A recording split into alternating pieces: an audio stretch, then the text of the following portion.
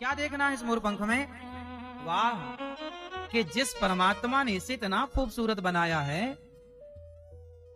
वो भगवान स्वयं कितने सुंदर होंगे। देखो, क्या देखो, इस मोर पंख के माध्यम से इसकी आंख में आंखें डालकर उस परमात्मा को देखो जिस परमात्मा ने इसको बनाया है, जिस परमात्मा ने सुंदर सी संरचना की है। तो आंखें हैं देखने के लिए, तो क्या देखना है? प्रकृति से कनेक्ट करो ईश्वर को, कि जिस परमात्मा ने ये सृष्टि इतनी खूबसूरत बनाई वो स्वयं कितने सुंदर होंगे। तो आपको इससे उसको देखना है। कान दिया है ईश्वर ने आपको, सुनो। क्या सुनना है? क्या सुनना है? मुन्नी बदनाम हुई, शीला की जवानी। कान है तो कुछ भी सुनोगे क्या? आप लोग क्या सुनते हैं? दिन भर क्या सुनते हैं? ताकते रहते तुझको सांझ सवेरे, ये सुनते हैं? क्या सुनते हैं?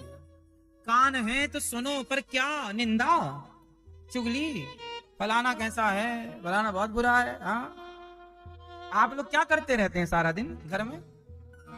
या तो ताश खेलेंगे या तो बैठ के चौराहे पर एक दूसरे की निंदा चुगली करेंगे। और आप अपने आप को बहुत समझदार समझते हैं, जी हम बुढ़े हो गए, बड़े हो गए, हम बहुत समझदार।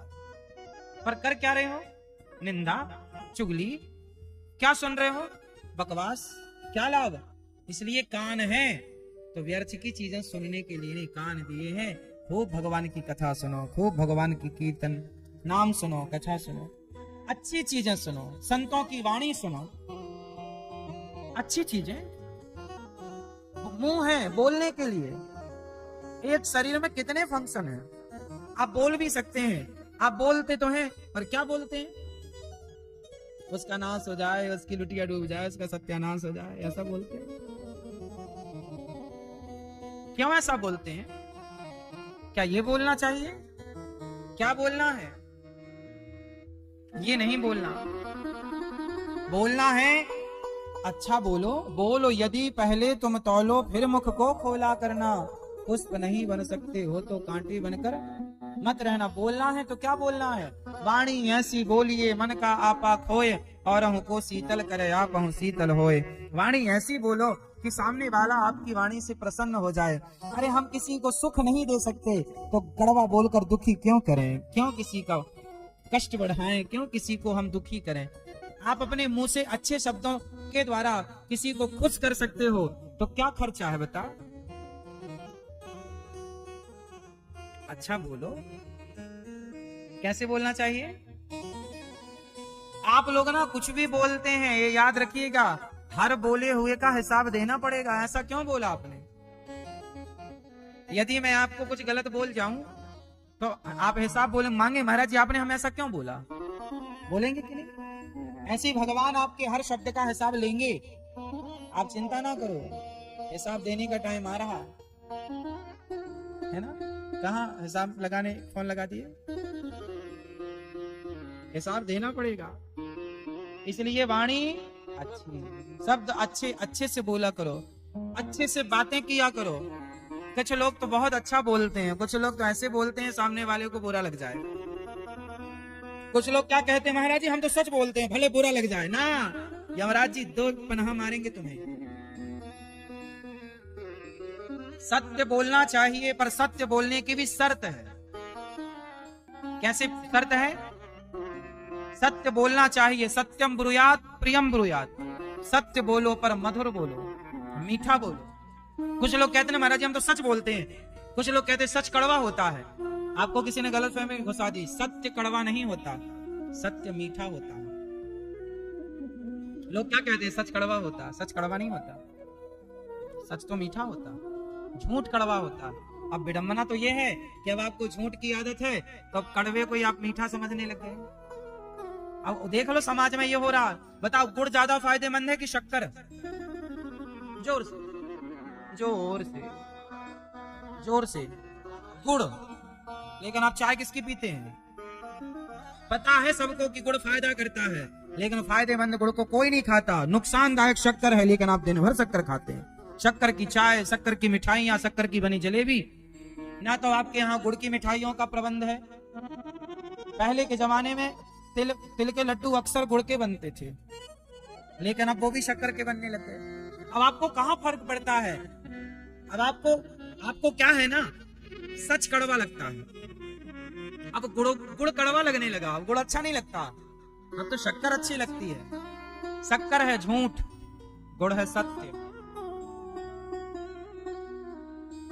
शक्कर का एक फायदा कोई बताए आप में से, और गुड़ के मैं 100 फायदे बता दूंगा आपको।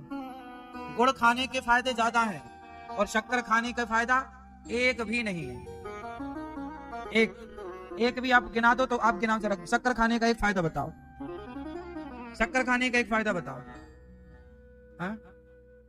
अरे तुम्हें बीमारी थोड़ी पूछ रहे हैं, आपकी फायदा पूछ रहे हैं। आपको इसलिए शुगर होगी क्योंकि खूब दबा के शक्कर खाए हो। ये बैठे हैं शक्कर के मरीज। शक्कर खाने का एक फायदा बताओ, ओनली एक। शक्कर खाने का एक फायदा बताओ, सिर्फ एक फायदा बताना। हाँ? शक्कर खाने का एक फायदा बताओ आप। चलो गुड़ खाने के फायदे बताओ, गुड़ खाने के फायदे बताओ भैया। हाँ बताओ, गुड़ खाने के फायदे। हाँ? गुड़ ब्लड को पतला करता है, गुड़ ब्लड को बढ़ाता है, गुड़ कफ को मेंटेन करता है, कफ को ठीक करता है। गुड़ खाने से हार्ट अटैक की बीमारियां कम होती हैं। गुड़ खाने से शुगर नहीं होती। गुड़ खाने से शुगर है तो मेंटेन हो जाती है। गुड़ मीठा तो होता है पर गुड़ की मिठास नुकसानदायक नहीं है। शक्कर मीठी है पर शक्कर की मिठास नुकसानदायक। चलो हम आ गए झूठ में और सत्य में। आप क्या बोलते हैं? महाराज जी सच कड़वा होता है। सच कड़वा होता है कि मीठा होता है? जोर से। सच मीठा होता है।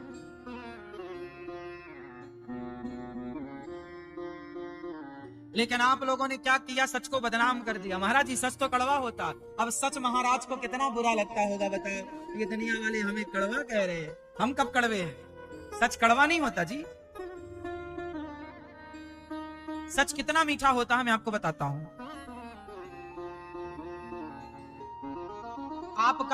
आप बाजार गए, दुकान गए, और आपने 10 दुकान गए और किसी दुकान में आपका बटुआ जिसमें 5,000 रुपए थे, आपका पर्स बटुआ किसी दुकान में रह गया।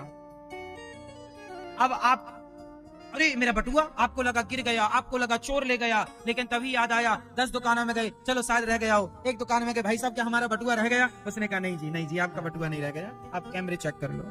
दूसरी दुकान में, नहीं जी आपका बटुआ नहीं। आप हताश होते जा रहे हैं, आपका कॉन्फिडेंस कम होता जा रहा। अब तो नहीं मिलेगा, अब तो किसी को मिला होगा तो थोड़ी देगा, अब तो नहीं मिलेगा। नहीं, 9 दुकान चेक की, भैया बटुआ मिला? नहीं मिला। तभी आप 10वीं दुकान गए, भाई साहब भैया वो हमारा बटुआ गिरा था क्या? उसमें ATM भी था, आधार कार्ड भी था, पैन कार्ड भी था, इत्यादि चीजें थी, 5,000 कैश भी था, क्या बटुआ मिला है? उसने क्या, हाँ भाई साहब वो काला सा बटुआ आपका? हाँ वो आपका था, हमने रख लिया, कोई ले जाता, हमें लगा क्या पाएंगे। अब उसने सच बोल दिया। क्या बोला? सच बोला। हाँ बटुआ मिला, ये बटुआ आपका। अब बताओ, ये सच सुन के आपको कड़वा लगा के मीठा लगा? तो सच कड़वा कहाँ होता? सच तो मीठा होता। कहाँ से कड़वा लगा तुम्हें? कहाँ कड़वा लगा? तो काहे तुम बदनाम करते हो सच को कि कड़वा होता है? तुम्हें अब वो कड़वा क्या है वो भी मैं बताऊं आपको। आप लोगों की जो आदतें हैं ना, वो कड़वा कैसे करती हैं सच को, वो मैं बोल के बता रहा हूं। अब जैसे होता क्या है, किसी में कोई कमी है, जैसे अनिरुद्धाचार्य में बहुत सारी कमियां हैं। हमने कोई गलती की,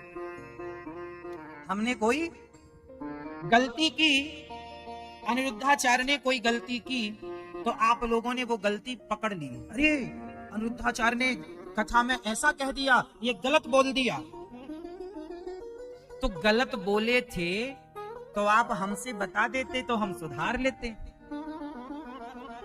भाई शुभ चिंतक का मतलब क्या है? कि यदि गलती बच्चे से गलती होती है तो माँ उसे बताती कि नहीं? बच्चे से गलती होती है तो टीचर बताता कि नहीं? पुत्र से गलती होती है तो पिता बताता है कि नहीं? होता। मेरे से भी गलती होती है तो आप मेरे शुभ चिंतक हो तो बताओ कि महाराज जी यहाँ गलती है, इसे ठीक करो, मैं ठीक करूंगा, सुधारूंगा। लेकिन आप में से कुछ लोग क्या करते हैं, गलती मैंने की, मैंने कथा में कोई ना चाह करके भी कुछ मुंह से निकल गया तो आप मुझसे नहीं कहेंगे, फिर आप सारे संसार को बताएं, अरे देखो अनिरुद्धाचार्य जी ने ऐसा कह दिया। फिर क्या होगा, फिर क्या बोले, नहीं जी हम तो सच बोलते हैं, सच कड़वा होता है, देखो ऐसा कहा इसलिए ऐसा कह रहे हैं। तो फिर आप क्या कहेंगे, सच तो कड़वा होता है, अरे उन्होंने ऐसा कहा तो हम आपको कह रहे। देखो कुछ लोग होते हैं शुभ चिंतक, वो नहीं है जो आपकी गलती जमाने से बताएं। शुभ चिंतक वो हैं जो आपकी गलती आपके कानों में बताएं। जो आपकी गलती आपके कानों में बताए उससे बड़ा शुभ चिंतक कोई नहीं, और जो आपकी गलती जमाने को बताए उससे बच के रहना बस।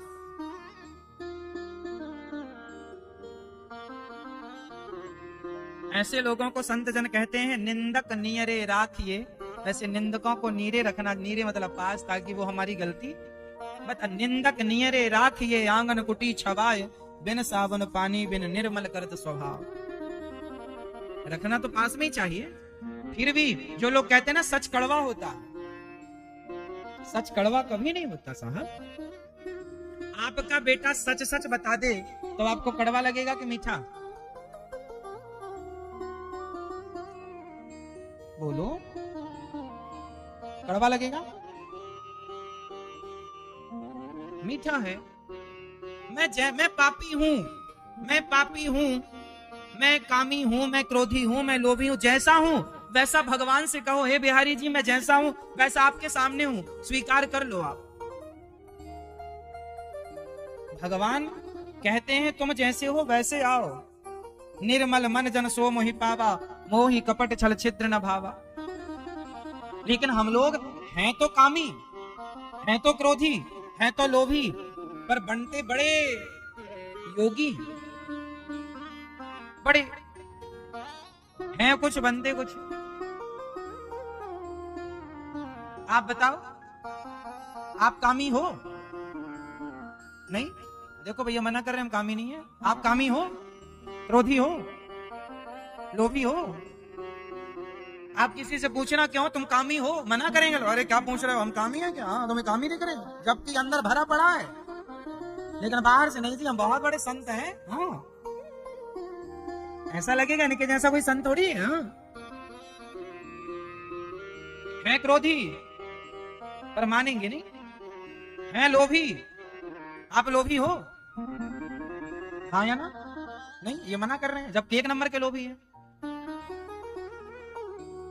सच को स्वीकार नहीं करता कोई, इसलिए कड़वा लगता है। सच कड़वा नहीं है, सच मीठा है। क्योंकि आप उसे स्वीकार नहीं करते तो वो कड़वा लगता है।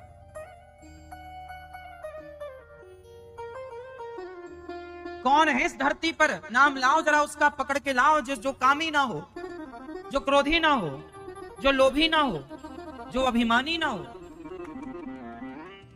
कौन है वो? होगा कोई करोड़ों में कोई एक जिस पर भगवान की विशेष कृपा होगी, वरना काम क्रोध लोभ मोह को जीत पाना हंसी मजाक है क्या? शंकर जी ने काम को जलाकर भस्म कर दिया, लेकिन वो शंकर जी भी बाद में काम की चपेट में आ गए। हाँ या ना? तो तुम्हारी हैसियत कितनी है? तुम्हें तो काम उंगलियों पर नचा ही रहा है। शंकर जी ने जला दिया काम को, बाद में मोहिनी भगवान जब आए, कहा शंकर जी ने कि आप अपना मोहिनी रूप दिखाओ, तो भगवान ने मोहिनी रूप दिखाया, और मोहिनी रूप दिखाया तो शंकर जी दौड़ पड़े भगवान के पीछे।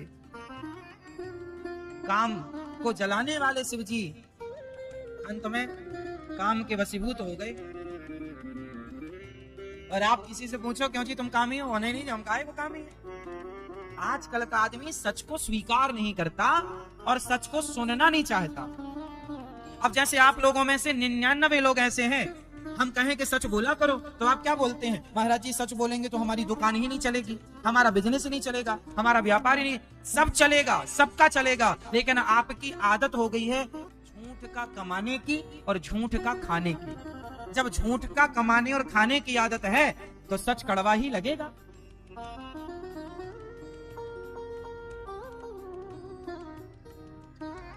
मोदी जी ने जीएसटी लागू कर दी, मोदी जी ने सब कुछ देश हित में किया। कुछ लोगों ने कहा कि ये जीएसटी गलत है, कुछ लोगों ने कहा इतना टैक्स लेना गलत है। नहीं, सब सही है। जो लोगों को चोरी करने की आदत हो गई थी,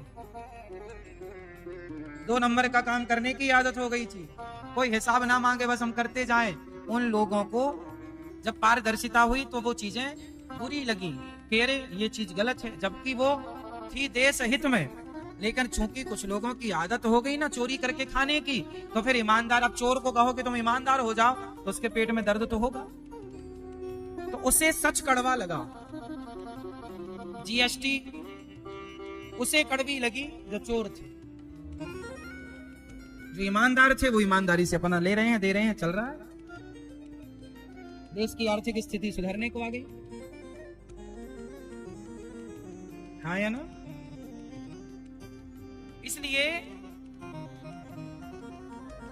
देश और हमारी जिंदगी बहुत अंतर नहीं है। इसलिए सच को स्वीकार करो, और सच आज से कभी मत कह देना। बाकी कहें तो कहें, जो आप बैठे हो आज से ये मत कहना कि सच कड़वा होता है। सच कैसा होता है? जोर से, हाँ, कड़वा क्या होता है? झूठ कड़वा होता है। लेकिन चूंकि आपको अब झूठ की आदत है। शराब मीठी होती है कि कड़वी?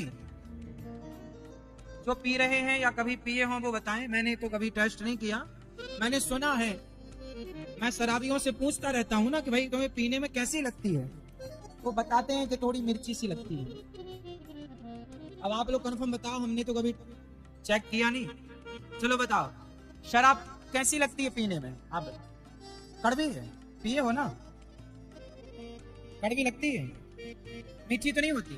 नहीं। अच्छा, दूध पिया है आपने गाय का? हा? अब नहीं पीते, चलो अब बहुत अच्छे हो गए आप। पहले पीते थे, अब नहीं पीते। शराब कैसी होती है? आप नहीं पिए? सही बताओ। आप जी, आप पिए हो? नहीं। आप चलो ठीक है। अब ये चलो एक तो मिल गए ना अपने को, बता रहे हैं कड़वी है। अब ज्यादा लोग क्या सुनो। अच्छा, दूध कैसा होता है गाय का? दूध कैसा होता है स्वाद में? आप बिल्कुल शक्कर ना डालो, बिल्कुल गुड़ मत डालो, फिर भी गाय का दूध, यदि शुद्ध देसी गाय का दूध है तो कैसा लगेगा? मीठा। शराब कड़वी होती है, दूध मीठा होता है। गिरवी, दूध पीने वाले लोग कम हैं और शराब पीने वाले लोग क्यों? क्योंकि कड़वी शराब जो भले नुकसानदायक है वो पिएंगे, पर मीठा दूध नहीं पिएंगे। सत्य तो दूध की तरह है और झूठ शराब की तरह है। शराब के ग्राहक ज्यादा हैं, दूध के ग्राहक कम हैं। सत्य के ग्राहक कम होते हैं और झूठ के ग्राहक, और झूठ इसलिए मीठा लगता है। शराब मीठी होती नहीं है, लेकिन पीने वाले को तो अच्छी लगती है। अच्छी है नहीं, पर पीने वाले को अच्छी। ऐसे झूठ अच्छा है नहीं, पर क्योंकि आप तुम्हारी आदत पड़ गई झूठ बोलने की, तो तुम झूठ को ही अच्छा कह रहे हो कि नहीं जी झूठ के बिना तो हमारी दुकान नहीं चलेगी, जबकि सबकी चलेगी। चलाओ भला, लेकिन चूंकि अब आदत हो गई। दूध की दुकान वाला घर घर जाकर चिल्लाता है, दूध वाला दूध ले लो भैया, दूध ले लो। दूध वाले को घर घर पहुंचाना पड़ता है, दूध अच्छाई को घर घर पहुंचाना पड़ता है। जबकि शराब वाला कभी नहीं आवाज लगाता, शराब ले लो, शराब ले लो जी। मैया को जगा दो, मैया राम राम। सोर ली मैया, एक नींद बढ़िया मार ली, बड़े मस्त। रात को बहू पोता पोती खिलवाती रहती है ना, दादी जरा पोते को सुलाओ जरा लो, उसके चक्कर में बहू सास को इसलिए पूरी रात दादी पोते को ही सुलाती रहती है, सो जा। उस चक्कर में बेचारी सो नहीं पाती, तो सोची चलो कथा में सो जाएंगे।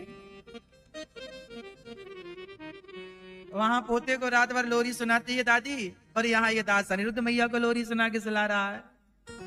कथा की लोरी में सो रही है मैया। मैया सुन रही हो मेरी माँ? हाँ, सोते सोते सुन रही है मेरी माँ। तो भगवान सत्यम परम धीमहि, ईश्वर सत्य है, इसलिए उस सत्य की शरण में रहना चाहिए और सत्य का त्याग कभी नहीं करना चाहिए। संसार के मोह में, भ्रम में नहीं उलझना चाहिए कि ये मेरा, भ्रम त्याग दो। और मेरा कौन?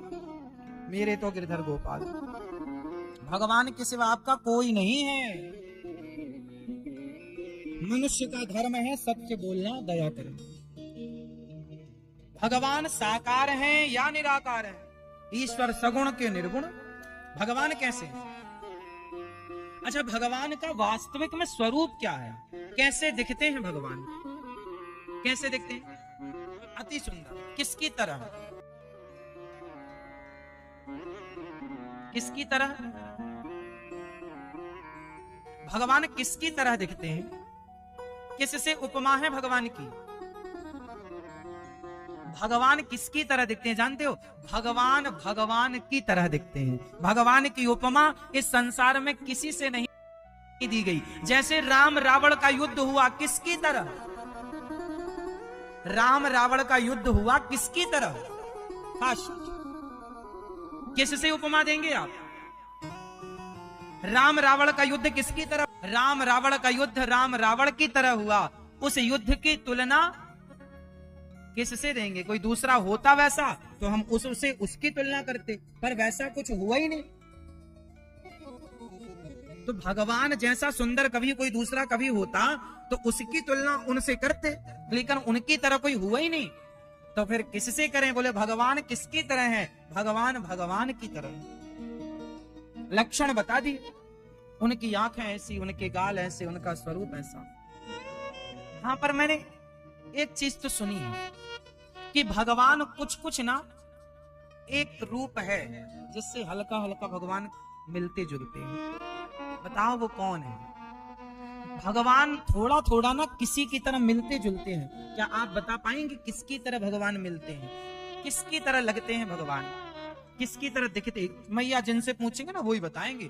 आप चुपचाप बैठो, ये भैया बताएंगे किसकी तरह भगवान की शकल थोड़ी थोड़ी मिलती है, क्योंकि हल्का हल्का मैच करती है ना भगवान से।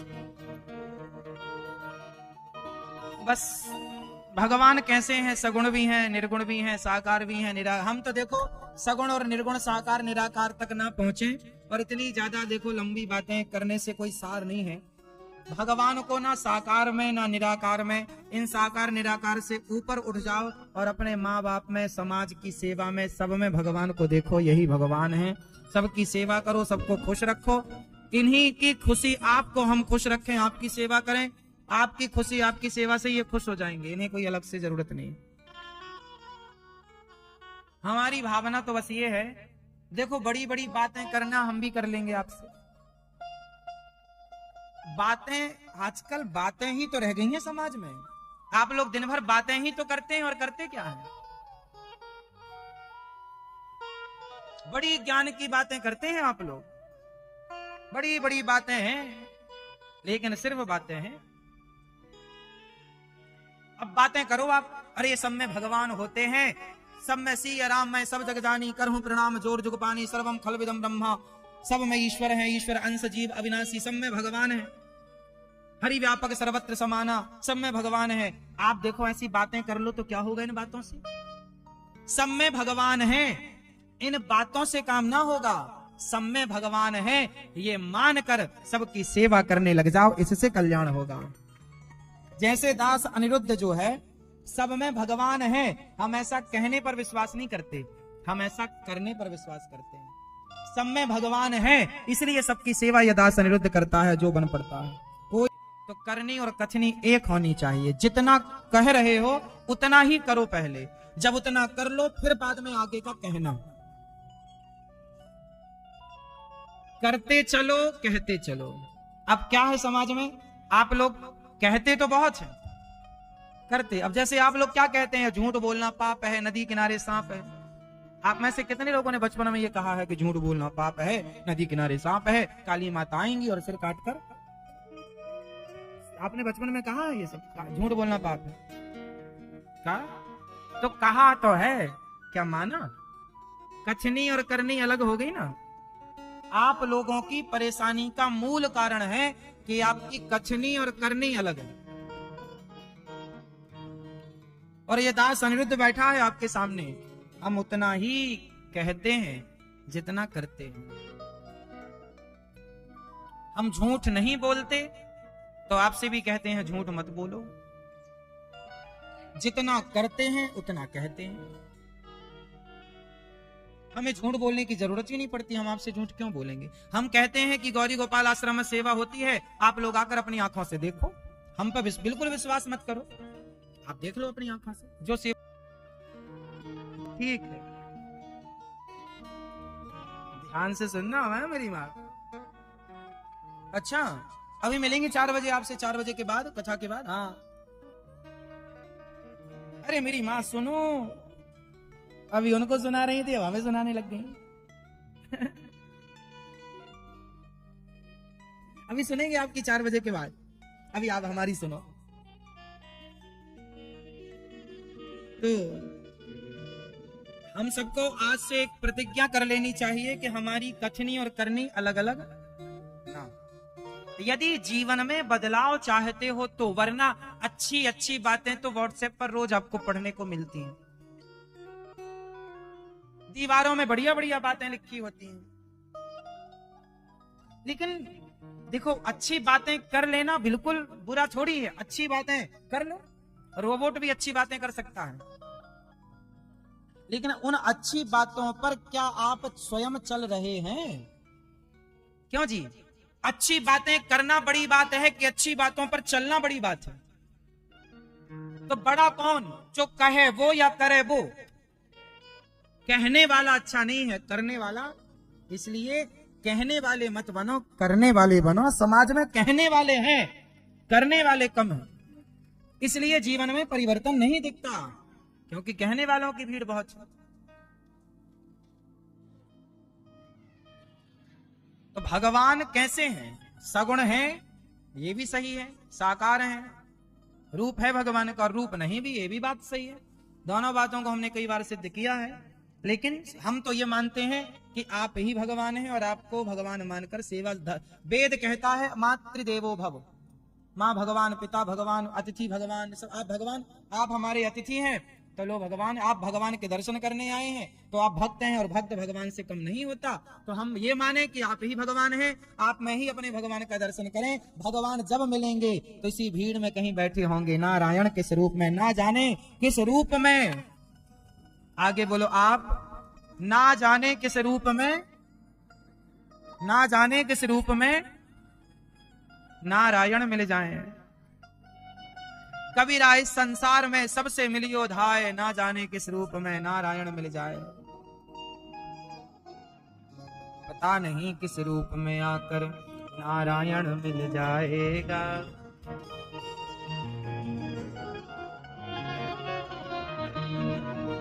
इसलिए हर रूप में भगवान को देखो। सबके आस पास हैं, ऐसा हम सबको महसूस करना चाहिए। भगवान के 24 अवतार हैं, 24 अवतारों की चर्चा। व्यास जी महाराज ने 17 पुराण लिखे पर शांति नहीं मिली। नारद जी ने कहा भागवत जी लिखो, तब भागवत जी लिखी, तब व्यास जी को अपार शांति का अनुभव हुआ, परम शांति प्राप्त हुई। नारद जी ने आत्मकथा सुनाई, में दासी पुत्र था, भगवान की कृपा से ब्रह्मा पुत्र बना। व्यास जी ने महाभारत से शुरू की अपने पावन दिव्य ग्रंथ को। महाभारत की कथा भागवत जी में है। महाभारत में विशेष बहुत नाम है, पर महाभारत जो हमें सिखाता है ना, वो बहुत कुछ सिखाता है, बहुत कुछ सीखने की जरूरत है महाभारत से।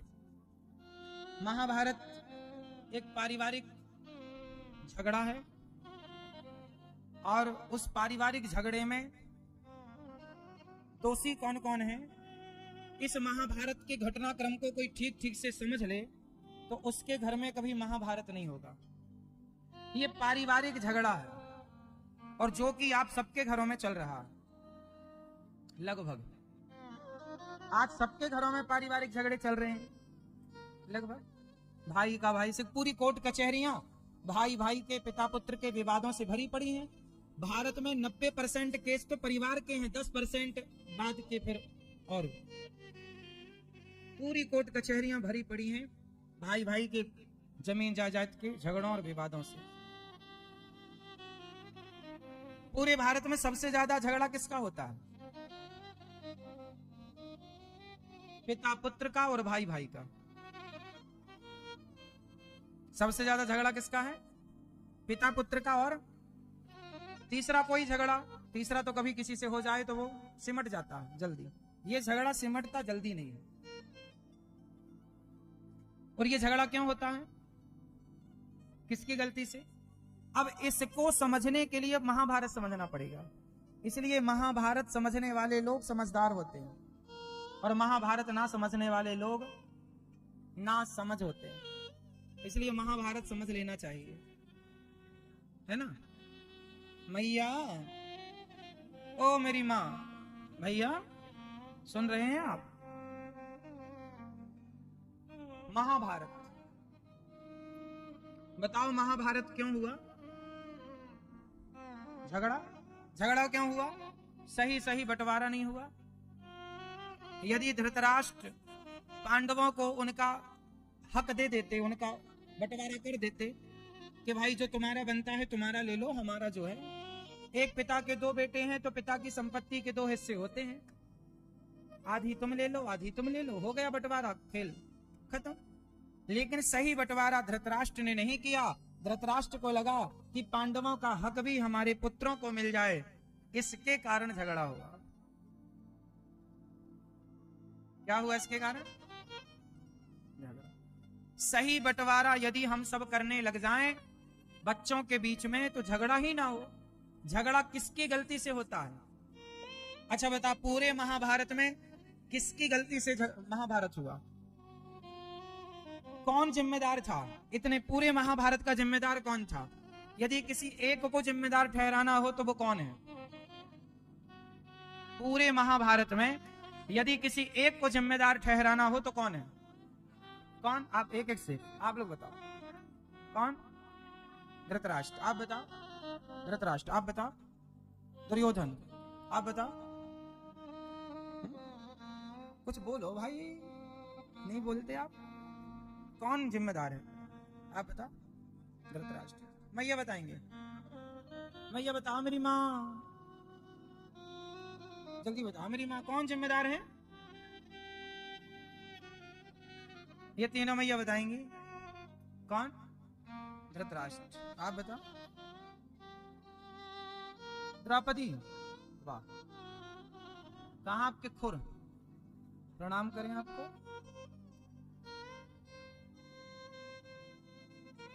कौन जिम्मेदार है? महाभारत जो हुआ उसमें यदि एक आदमी को ढूंढे जिसकी गलती से हुआ तो वो एक गलती करने वाला व्यक्ति है धृतराष्ट्र। क्यों? क्योंकि धृतराष्ट्र राजा थे उस समय, और राजा का धर्म होता है न्याय करने का। और जब राजा ही न्याय नहीं करेगा तो आप न्याय की उम्मीद किससे करेंगे? न्याय किससे मांगेंगे? न्याय किससे मांगा जाएगा? राजा से ही तो मांगा जाएगा। और राजा ही अन्याय कराए, राजा ही अपने छोटे भाई के बच्चों को जंगल भेज दे, वनवास भेज दे। अब पांडवों का वनवास हुआ 12 साल का। क्या ये वनवास देना पांडवों को जरूरी था? क्या गलती थी? जुआ तो कौरवों ने भी खेला, पांडवों ने भी खेला, तो वनवास पांडवों को ही क्यों, कौरवों को भी क्यों नहीं?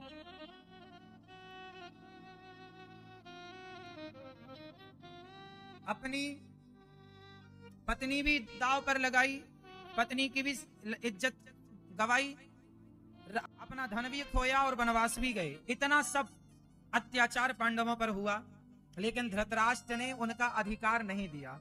12 साल का वनवास, 1 वर्ष का अज्ञातवास पूरा करके जब पांडव आए तो कहा कि भैया हमारा राज्य वापस कर दो, जो कि कहा था कि आप आएंगे 12 साल बाद तो आपका लौटाएंगे, दो हमारा राज्य हस्तिना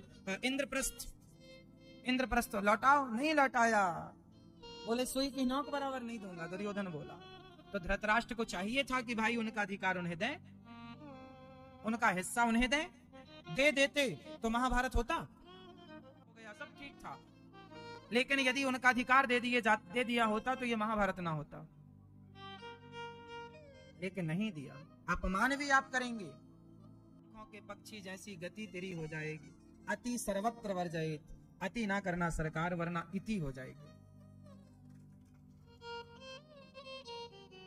अति कभी ना करना।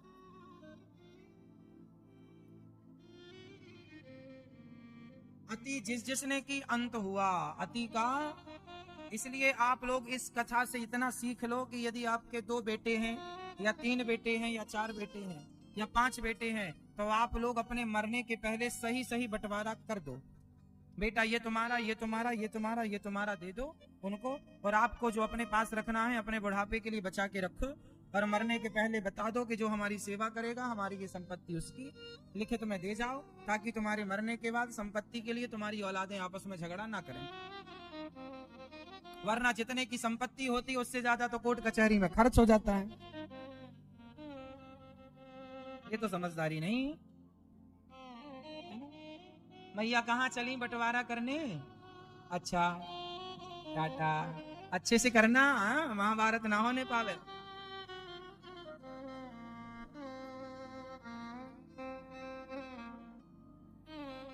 अच्छा आप भी चलिए, हाँ बंटवारा करने, ठीक करना अच्छे से। सही सही बंटवारा करोगे तो महाभारत नहीं होगा। आप लोगों के घर में भी महाभारत नहीं होगा। ये महाभारत की कथा हमें सिखा रही है। तो आप लोगों के बेटों का बंटवारा कर दिया कि नहीं आप लोगों ने? क्या अभी बाकी कितने बेटे हैं आपके? 2 कर दिया कि नहीं? क्या भी नहीं कर दिया? सब दे दीजिए उनको देना था। देखो यदि आपके 2 बेटे हैं तो प्रॉपर्टी के 3 हिस्से करने चाहिए, एक बड़े को, एक छोटे को, एक खुद के लिए, और अपना अपने पास रखो जो सेवा करे उसको, वरना ऐसा हो कि बच्चे सब ले लें और आपको बाहर निकाल दें। इसलिए 4 बच्चे हैं तो 5 हिस्सा करो, 3 बच्चे हैं तो 4 हिस्सा करो, अपना भी 1 हिस्सा रखो। और सुनो एक बात और पते की बताऊं, कुछ ना अपनी संपत्ति कुछ थोड़ा बहुत जो भी आप चाहें, थोड़ा बहुत ना पत्नी के नाम पे भी करो संपत्ति, क्योंकि कुछ पुरुष मर जाते हैं और पत्नी के नाम पे कुछ होता नहीं है। क्योंकि हमारे देश में आदमी, कुछ लोग ना स्त्रियों के नाम पे कुछ नहीं करते, सब अपने नाम पे कर लेते हैं। थोड़ा पत्नी के नाम पर भी करना चाहिए, ताकि आप यदि नहीं रहे तो आपकी पत्नी के पास कुछ तो बल रहेगा, उसके कारण आपका बेटा बूढ़ी माँ की सेवा करेगा। कुछ भी नहीं रहेगा तो बाप का तो बेटे के पास चला जाएगा, माँ खाली हाथ, बेटा कहेगा तुम्हारी कोई जरूरत नहीं, निकाल देगा बाहर। इसलिए स्त्री के पास कुछ तो होना चाहिए, वो आपकी अर्धांगिनी है। तो जो आपकी संपत्ति है तो आप ऐसा वसीयतनामा में लिखो कि जो मेरी संपत्ति है, मतलब पुरुष मर्द की, वो मेरी संपत्ति मेरे मरने के बाद यदि मेरी पत्नी है तो उस संपत्ति की हकदार पत्नी है। ऐसा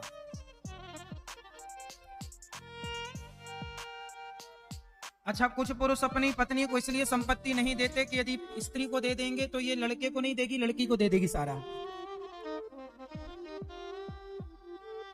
लड़कों को नहीं देगी। फिर स्त्री का मोह ना लड़कों से ज्यादा बुढ़ापे में लड़कियों की तरफ चला जाता है। तो पुरुष झगड़ा, आप लोग भी तो कम हरकत थोड़ी करती हो मैया। बेटी आई तो अचार ले जा, पापड़ ले जा, घी ले जा, हाँ तो तुम्हारी फिर बहू देखती, बेटा देखता कि अचार पापड़ तो छोड़ नहीं रही है, कुछ मिल जाएगा। इसलिए थोड़ा आप लोग भी, जो जिसका है उसको ही मिले। जो बेटी का है तो बेटी को दो, बेटों का है तो बेटों को दो, जो सेवा करे उसको दो। समाज में कुछ लोग ऐसे हैं कि सेवा तो बेटा बहू कर रहे हैं, परंतु बेटा बहू को कुछ ना दे करके आपने अपनी बेटी को सब दे दिया। ऐसे भी समाज में है। जो गलत है उसे गलत ही कहो, जो सही है उसे सही ही कहो। इसलिए पुरुष को चाहिए कि संपत्ति का जो अपना पास है वो पत्नी के पास जाएगा, पर पत्नी की सेवा बेटा करेगा वहां। इस तरह से घर में बना के हिसाब चलना चाहिए। आपके जाने के बाद आपकी पत्नी दुखी ना हो, इसका ख्याल रखना चाहिए। और पत्नी भी, सारी स्त्रियां भी ऐसी ही हो कि पक्षपात बिल्कुल ना हो, निष्पक्ष होकर न्याय करना सीखिए। अन्याय इसलिए होता है क्योंकि आप स्वयं किसी एक पक्ष में, समाज में देखने को मिलता है कि किसी के 2 बेटे हैं तो माता पिता ना किसी एक बेटे की तरफ ज्यादा लट्टू रहते हैं। एक बेटे से ज्यादा प्यार, दूसरे बेटे से बिल्कुल नहीं। एक बेटे को ज्यादा दे दिया, दूसरे बेटे को कुछ भी नहीं। ये व्यवहार नहीं। माँ बाप ऐसे नहीं होना चाहिए। माँ बाप 2 बेटे हैं तो समान प्यार करो, समान अधिकार दो उनको। बच्चों के साथ इस तरह से भेदभाव नहीं करना चाहिए किसी भी माँ बाप को। हर जगह माँ बाप ही, हर जगह बच्चे ही गलत नहीं होते, कुछ केसों में माँ बाप की गलती होती है, हाँ या ना? तो आप जहां जो गलत है वो अपनी अपनी गलती सुधारे, बस हम ये कहना चाहते हैं। अपनी अपनी गलती सुधारो और अपनी गृहस्थी को बेहतर बनाने के लिए बेहतर निर्णय लेने की जरूरत है और निष्पक्ष न्याय करने की जरूरत है। न्याय करना, आप अपने घर में न्याय खुद करेंगे, आप अपने घर के राजा हैं, न्याय करिए। 2 बहुएं हैं तो दोनों के साथ एक सा व्यवहार करिए। दोनों बहुओं को साड़ी लाइए तो दोनों के लिए एक सी लाइए, बढ़िया लाइए, एक से बजट की लाइए। भेदभाव ना हो कि 1000 रुपए की साड़ी तो बड़ी बहू को लाकर दे दिया और 200 रुपए की छोटी बहू को लाकर दे दिया, क्योंकि अच्छा यहाँ पर एक दूसरी बात भी है कि भाई बड़ा बेटा कमाता है, छोटा नहीं कमाता, तो माँ बाप उस प्रकार से करेंगे, जितना गुड़ डालोगे उतना मिठास होगी। इसलिए एक बात और बता दूं आपको, सबको कमाना चाहिए। और यहाँ एक आखिरी बात कह दूं, इस विषय पर खत्म बात होगी कि किसी भी बेटे को अपने माँ बाप पर निर्भर नहीं होना चाहिए। आप स्वयं सेल्फ डिपेंड बनो, स्वयं अपने पांव पर खड़े हो जाओ, आत्मनिर्भर बनो। आपको किसी माँ बाप की सेवा तो करो, माँ बाप का सम्मान तो करो, पर माँ बाप से 1 भी रुपए लेने की आपको जरूरत ना पड़े, इतना योग्य बना लो अपने आप को। सबसे बढ़िया ये, माँ बाप के टुकड़ों पर भी क्यों पलना। माँ बाप की सेवा करो, पुत्र के नाते खूब सेवा करो, लेकिन आशा मत रखो कि वो हमें को संपत्ति दें। हमें जन्म दे दिया, इतना पर्याप्त है। हमें पढ़ा लिखा के योग्य बना दिया, इतना पर्याप्त है। अब इससे ज्यादा माँ बाप से हम क्या चाहें? वो तो हर व्यक्ति का जो धर्म है, मैंने सबके धर्म की बात कर दी कि माँ बाप का भी धर्म है, पुत्र का भी धर्म है, सबका वो बताया। लेकिन आखिरी निष्कर्ष ये है कि अपने बच्चों को आप इतना योग्य बनाओ कि वो आपसे मांगे ही ना कुछ। और आप मेरे नौजवान दोस्तों, अपने आप को इतना योग्य बनाओ, इतना मेहनत करो, इतना पैसा कमाओ कि आपको किसी के सामने हाथ फैलाने की जरूरत ना पड़े। मेहनत के सामने भाग्य बौना है साहब, मेहनत के पीछे भाग्य है, भाग्य के पीछे मेहनत नहीं है। कर्म करो, भाग्य आपका साथ देगा। मेहनत, आप निडर होकर अपना काम कीजिए, मस्त डूब जाइए। और एक चीज आपको यहां और बताऊं, जीवन में सफल वो लोग होते हैं जो अपने काम से प्यार करते हैं। कौन लोग सफल होते हैं? जो अपने काम से, मैया किससे प्यार करना चाहिए? अपने जो काम करते हो, आप डॉक्टर हो, आप इंजीनियर हो, आप एडवोकेट हो, आप व्यापारी हो, आप किसान हो, मतलब जिस फील्ड में आप जो हैं, आप अपने काम से प्यार कीजिए। आप किसान हो तो अपने खेत, अपनी फसल से इतना प्यार कीजिए कि आप, और किसान तो 10 बोरा उगा रहे हैं, पर आपकी मेहनत ईमानदारी से करना पड़ेगा, आलस्य का त्याग करना पड़ेगा। जीवन में सफल वो कभी नहीं होते जो आलसी होते हैं। जो आलस्य का त्याग करके समय से, सजगता से काम करते हैं, वो सफल होते हैं। इसलिए काम से प्यार कीजिए।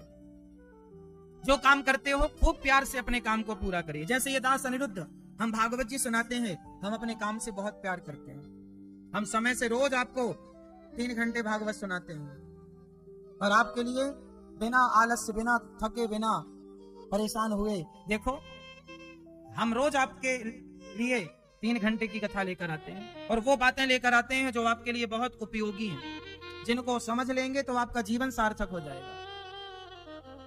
आपके लिए रोज हम अपने काम से इतना प्रेम करते हैं, सवेरे जल्दी जागकर अपने काम में लग जाते हैं। हम रोज गायों की सेवा करते हैं, रोज माओं की सेवा करते हैं, हमें ये नहीं लगता कि कल तो कर ली थी ना, परसों तो कर ली थी ना, आज क्यों करें। नहीं, आपका संडे आता है ना हफ्ते में एक दिन, हमारा कोई संडे नहीं है, अखंड कंटिन्यू काम करते हैं। प्यार है अपने काम से, हम कोई गैप नहीं करते अपने काम को। जिस दिन कथा एक दिन का बीच में रेस्ट होता उस दिन भी अपने सारे काम करते हैं। काम से प्यार, आजकल के लोग ना काम से प्यार ही तो नहीं करते। आप जिसका जो काम है आज वो काम कहाँ कर रहा है, ठीक से कहाँ काम होता है। आदमी अपने काम में ध्यान ही नहीं देता। हर व्यक्ति अपना काम ठीक ठीक करने लग जाए, ईमानदारी से करने लग जाए तो समस्याएं ही न खड़ी हों। डॉक्टर अपना काम ठीक से करने लग जाए। कुछ डॉक्टर ऐसे होते हैं कि बहुत अच्छे से अपना काम करते हैं, कम पैसों में मरीज को ठीक कर देते हैं, कोई लोभ लालच नहीं होता। और कुछ डॉक्टर ऐसे होते हैं काम से प्यार नहीं होता, ऑपरेशन किया, ऑपरेशन खत्म हो गया, बाद में पता चला कि कैंची तो पेट में छोड़ दी थी, कैंची पेट में ही, अब फिर फाड़ो, फिर कैंची निकालो। कैंची कुछ ऑपरेशनों के बाद औजार रह जाती ना पेट में, लो यहाँ कैंची रह गई। तो काम से प्यार होता तो अपने काम को ईमानदारी से करते। अब काम से प्यार तो है नहीं, इसको बोलते हैं बलाह टारना। बलाह टारना समझते हैं ना लोग, क्या कहते हैं बलाह टार रहे हो, मतलब इग्नोर कर रहे हो, आप काम में मन नहीं लग रहा, आप कर रहे हो नहीं। आपकी सब्जी की दुकान है तो भी उस काम से प्यार करो, समय से जाओ, समय से काम करो, बहुत अच्छे से उसे सजा के रखो। कुछ लोग अपने काम, कुछ लोगों की दुकानों में जाओ ना, किराने की दुकान, सब्जियों की दुकान, फलों, कुछ दुकान में जाओ तो उनके फल बिखरे पड़े हैं दुकानों में, लेकिन कुछ दुकानदार ऐसे होते हैं अपने फलों को सजा कर रखते हैं, आकर्षित लगती है उनकी दुकान, ना चाह करके भी ग्राहक। ये बिजनेस, ये व्यापार करने का तरीका है। काम से प्यार होगा। कुछ लोग नहीं, फलों की दुकान है तो फलों को बिल्कुल सजा कर रखते हैं सुंदर से। तो आप अपने काम से प्यार कीजिए, वो काम से जब काम, बहुत प्यार कीजिए काम से। लता जी अपने काम से प्यार करती थी, वो गाती थी तो उन्हें अपने काम से प्यार था, तो वो काम करके वह दिन भर रियाज ही करती रहा करती थी। अपने काम, हमारा एक काम है वो करेंगे, है ना, अपने काम से प्यार। रफी जी को अपने काम से प्यार था। कुछ आर्किटेक्ट इतने बढ़िया होते हैं, कुछ इंजीनियर इतने बढ़िया होते हैं कि वो अपने काम में ही रहते हैं, अपना प्लान करते रहते हैं, अपने डिजाइन तैयार करते रहते हैं। कुछ लोग होते हैं दूसरों की ताक झांक करते रहते हैं, उसका प्लान हम चुरा लें, उसका हम कॉपी कर लें। अपना काम करो, अपनी बुद्धि लगाओ, अपने दिमाग से अपना काम खड़ा करो, अपने काम से प्यार करो। जो आदमी अपने काम से प्यार नहीं करता वो कभी सफल नहीं हो सकता। इसलिए सफल होने का मूल मंत्र है, जो काम करते हो, चाहे सब्जी की दुकान लगाते हो, चाहे बड़े व्यापारी हो, चाहे बड़े बिजनेसमैन हो, चाहे बड़े किसान हो, चाहे छोटे किसान हो, चाहे आर्किटेक्ट हो, इंजीनियर हो, डॉक्टर हो, कुछ भी हो, एडवोकेट हो, जज हो, कुछ भी हो, आप अपने काम से प्यार कीजिए, बेहतर कीजिए अपने काम को। वैसा कर दिखाइए जिसने आज तक ऐसा काम ना किया हो, कुछ ऐसा कर दिखाइए, तब आपकी जय जयकार होगी, वो काम आपको बड़ा बनाएगा। मैंने सुना कि बाल कटवाने के भी 5-5 हजार रुपए लगते हैं। आया ना, लगते हैं। बड़े बड़े जो डिजाइनर होते हैं वो बाल काटने के 5 हजार रुपए लेते हैं, और यहाँ आप चले जाओ 10 रुपए में बाल कट जाएगा आपका। 10 रुपए में भी बाल कटता है साहब, 10 रुपए में भी आपकी दाढ़ी मूछें बन जाएंगी, सेविंग हो जाएगी। लेकिन उसी काम का किसी दुकान में 5-5 हजार रुपए भी है, 5 हजार रुपए भी है। हाँ या ना? तो जिसने अपने काम को बेहतर किया उसके काम को अब लोग सराह रहे हैं। तो कितना भी, दुकान तो बहुत होती है, लेकिन कोई मिठाई वाला इतना प्यार करता है अपने काम से कि वो और बेहतर बनाकर और यूनिक बनाकर, अलग से बनाकर आपके लिए पेश करता है, तो वो अच्छी होती है, आप लाइक करते हैं, महंगी भी है, पर आप जाते उसी की दुकान में, क्वालिटी भी है। तो भाई विशेष करना पड़ेगा ना। ऐसे तो बला टारने वाले बहुत लड्डू लेके बैठे हैं, बेच रहे हैं, पर फेमस नहीं है। फेमस कोई एक दुकान होती है किसी शहर में जो विशेष होती है। कुल मिलाकर जिसे अपने काम से प्यार है वो किसी भी क्षेत्र में रहे सफलता पाएगा। जिसे अपने काम से प्यार नहीं है वो कितनी भी मेहनत कर ले कुछ नहीं होने वाला। काम से प्यार करो, उसे बेहतर बनाओ, और कितना बढ़िया बना सकते हैं अपने काम को।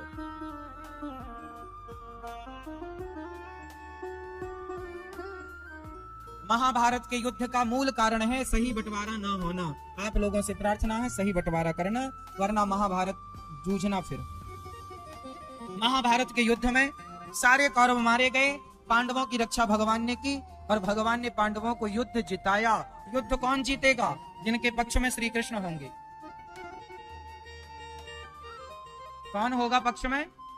तो आपके पक्ष में कौन होना चाहिए? भगवान हमारे पक्ष में होने चाहिए।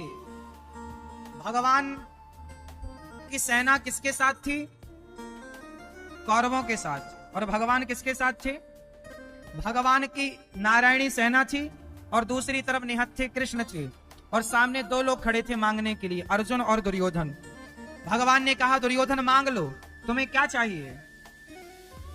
दुर्योधन बोला प्रभु सेना दे दो अपनी। भगवान बोले मैं युद्ध नहीं लड़ूंगा किसी भी पक्ष से। तो दुर्योधन बोला निहत्था कृष्ण का क्या करूंगा, सेना दे दो। तो कृष्ण की सेना मांग कर ले आया। और अर्जुन ने क्या मांगा? बोले सेना नहीं चाहिए, सेना दुर्योधन को दे दो, हमें तो आप चाहिए। अर्जुन भगवान बोले कि मैं तो निहत्था हूं, मेरा क्या करेगा, तू सेना क्यों नहीं मांग लेता अर्जुन? अर्जुन बोले नहीं, मैं सेना का क्या करूंगा, मुझे तो आप चाहिए प्रभु। अरे मेरा क्या करेगा, मैं युद्ध तो लड़ूंगा नहीं। अर्जुन बोले मैं कोई युद्ध लड़ने के लिए थोड़ी आपको मांग रहा हूं, बस आप मेरे साथ रहेंगे, मैं आपको देखता रहूंगा, बस यही मेरा युद्ध जीतना है। आप मेरे साथ हैं, बस मुझे फिर किसी को जीतने की जरूरत नहीं। कृष्ण मेरे साथ हैं तो बताओ फिर मुझे किसी को जीतने की जरूरत है? अर्जुन तो तभी जीत गए जब अर्जुन ने कृष्ण को चुना। और दुर्योधन ने किसको चुना? सेना को। एक तरफ सेना है और एक तरफ कृष्ण है। किसको चुना? अर्जुन ने कृष्ण को चुना। इसलिए जब अर्जुन बाहर आए तो दुर्योधन बोला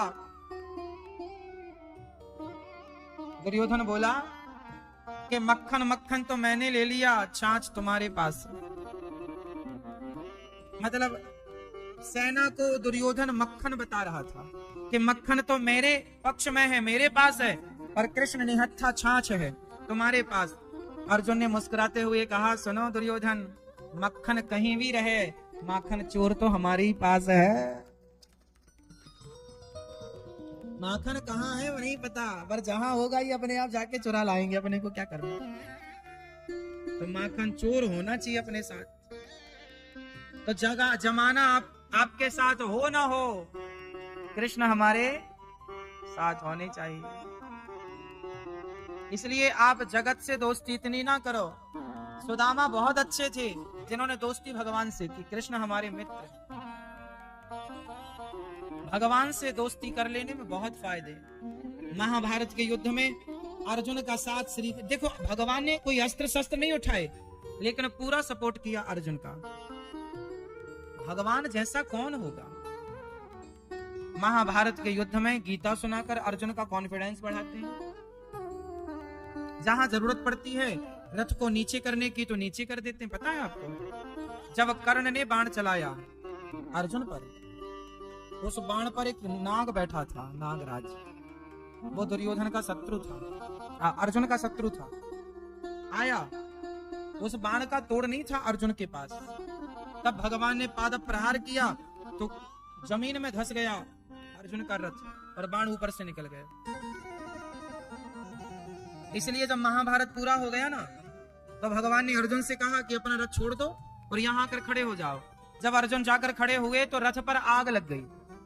अर्जुन के रथ पर आग लग गई, जल के राख हो गया। अर्जुन बोला प्रभु लगता है कोई मेरा दुश्मन जीवित है जिसने मेरे रथ को जला दिया। भगवान बोले कोई जीवित नहीं है तो चिंता ना कर, सब बढ़िया। तो ये आग कैसे लग गई? भगवान ने कहा कि ये आग तो पहले दिन के युद्ध में ही लग गई थी। ये तेरा रथ तो कब का जल के खत्म हो चुका था, वो तो मैं बैठा था। कृष्ण बैठे थे तो आग की हिम्मत नहीं पड़ी कि उसे जला सके जो कृष्ण के अधीन है। प्रहलाद को होलिका आग में लेकर बैठ गई। प्रहलाद को होलिका आग में लेकर बैठ गई, लेकिन आग की इतनी हिम्मत नहीं थी कि प्रहलाद को जला सके। भक्त का बाल विवाह का आग कर सके, आग की हिम्मत नहीं है। मीरा ने जहर पी लिया तो जहर की इतनी हिम्मत नहीं थी कि वो भक्त को मार सके। इसलिए अर्जुन भगवान पर विश्वास करते थे, और जहां भगवान हो वहां कोई बाल विवाह का कर सकता है? महाभारत में कितने ऐसी घटनाएं घटी जो अद्भुत थी। एक दूसरी घटना में आपको सुनाऊं कि भीष्म पितामह ने प्रतिज्ञा कर ली दुर्योधन के भड़काने पर। दुर्योधन बार बार आरोप लगा रहा था। ये युद्ध के 9वें दिन की रात की घटना है। महाभारत का युद्ध कितने दिन चला था? कितने दिन चला? महाभारत का युद्ध कितने दिन चला? 18 दिन। तो ये जो हम कथा सुना रहे हैं घटना, ये युद्ध के 9वें दिन का, जब युद्ध शांत हो गया और रात्रि को जब सारे लोग अपने शिविर में थे, तो 9वें दिन की रात की एक घटना है। युद्ध के 9वें दिन की रात घटना घटी। क्या घटना घट गई? दुर्योधन आया भीष्म पितामह के कक्ष में। उस समय सेनापति कौन थे? भीष्म पितामह। उस समय सेनापति भीष्म पितामह।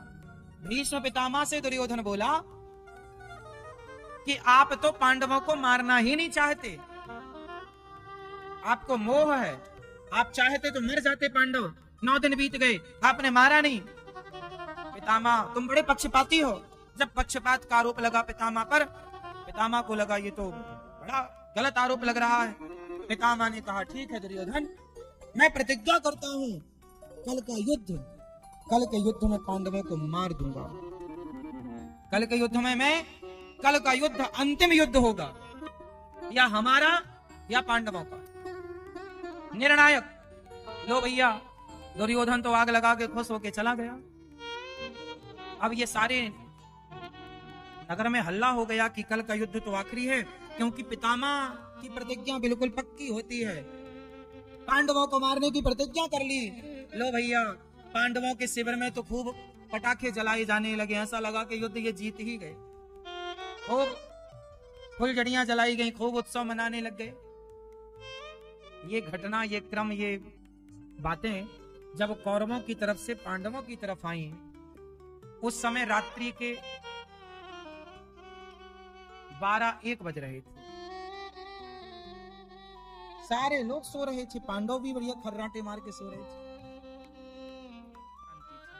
कि पितामह, कौरवों की सेना में एक पितामह ही ऐसे थे जिनका तोड़ नहीं था। दूसरे गुरु द्रोणाचार्य थे, बाकी सबका तोड़ था। तो गुरु द्रोणाचार्य की तो कोई प्रतिज्ञा थी नहीं। अभी पितामह की प्रतिज्ञा द्रौपदी ने सुनी। द्रौपदी चिंतित हो गई, हे भगवान, पितामह की प्रतिज्ञा तो अधूरी नहीं हो सकती।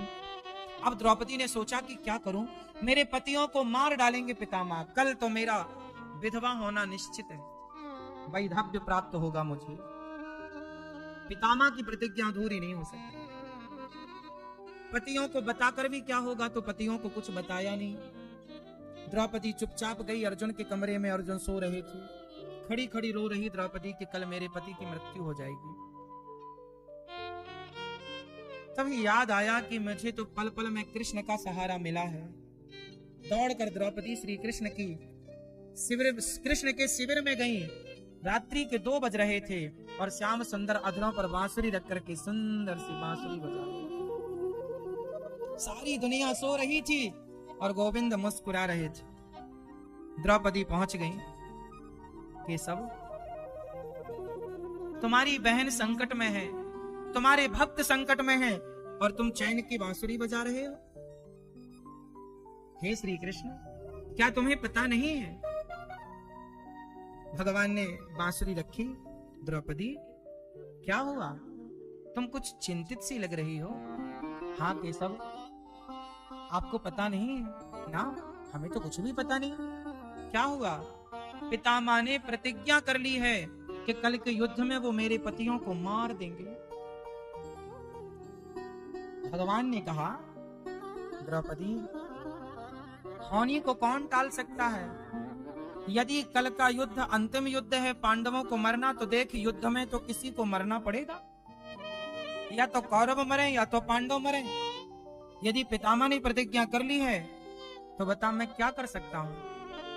मैं तो युद्ध भी नहीं लड़ रहा हूं द्रौपदी, मैं तो केवल खड़ा अर्जुन का रथ चला रहा हूं, सारथी हूं। द्रौपदी बोली, केशव तुम बातें ना बनाओ, तुम चाहो तो सब हो सकता है। हे श्याम सुंदर, हे श्री कृष्ण, मैं आपके सिवा किसे जानती हूँ? आपके सिवा हमारा कौन है? आपके सिवा हमारा रक्षक कौन है गोविंद? हे प्रभु, हमें इस मझधार में मत छोड़ दो, मेरे पतियों की रक्षा करो श्याम सुंदर। भगवान बोले, द्रौपदी, मैं कुछ नहीं कर सकता, पितामह की प्रतिज्ञा वो पूरी करके मानेंगे, और मैं युद्ध कर नहीं रहा हूं। तेरे पतियों में इतनी ताकत नहीं है कि वो पितामह के बाणों का सामना कर सके। किसी के पास इतनी ताकत नहीं थी कि पितामह के बाणों का कोई जवाब दे सके। पितामह तो पितामह थे। परशुराम जी को भी युद्ध में उन्होंने संतुष्ट कर दिया था पितामह भीष्म। धरती पर कोई नहीं था, धरती पर छोड़ो, देवताओं में इतना बल नहीं था कि वो पितामह का सामना कर सके। कोई स्वर्ग में ऐसा देवता नहीं था जो पितामह के बाणों का उत्तर दे सके। इंसानों की तो छोड़ दो। अब हे श्याम सुंदर, आप इसलिए कहते हैं कि जब आप को कुछ समझ ना आए तो भगवान पर छोड़ दो। जब तुझसे ना सुलझे तेरे उलझे हुए धंधे, तब भगवान के इंसाफ पर छोड़ दे ए बंदे। यही तेरी मुश्किल आसान करेगा, जो तू ना कर सका वो भगवान करेगा। द्रौपदी ने छोड़ दिया, आत्मसमर्पण कर दिया। हे प्रभु, अब चाहो तो मार दो, चाहो तो बचा दो। भगवान बोले, फिर एक उपाय है, तेरे पतियों की रक्षा कोई कर सकता है तो द्रौपदी तू खुद कर सकती है। अच्छा, मैं तो क्या कल का युद्ध मैं लड़ूं ना? बहन, हर लड़ाई युद्ध लड़कर नहीं जीती जाती। कुछ लड़ाइयां हैं जो बिना लड़े भी जीती जा सकती।